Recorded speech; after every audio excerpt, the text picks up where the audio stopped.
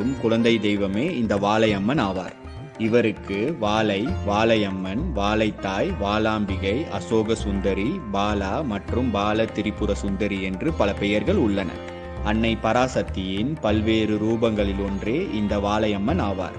தமிழ்நாட்டில் வாழ்ந்து கொண்டிருந்த சித்தர்கள் சித்த நிலையை அடைய வேண்டியும் சக்திகளை பெறுவதற்கும் இரகசிய வழிபாடாக இந்த வாழை தெய்வத்தை வணங்கி வந்துள்ளனர். புகழ்பெற்ற சித்தர்களான அகத்தியர், கருவூரார், திருமூலர், போகர், கொங்கணவர் போன்றவர்கள் வாழை தெய்வம் இல்லை என்றால் தங்களால் சித்த நிலையையும் சக்திகளையும் அடைந்திருக்க முடியாது என்றும் வாழை தெய்வத்தின் சக்தியை பற்றியும் தங்களின் சித்தர் பாடல்களில் கூறியுள்ளனர். 9-10 வயது நிரம்பிய பெண் குழந்தையே இந்த வாழையம்மன் ஆவார். மொத்தத்தில் இந்த வாழையம்மன் வழிபாடு என்பது சிறு பெண் குழந்தை வழிபாடே ஆகும். சக்தியின் அவதாரமான லலிதா, மாதங்கி மற்றும் வராகியை மக்களையும் தேவர்களையும் கொடுமை செய்த பண்டாசுரனை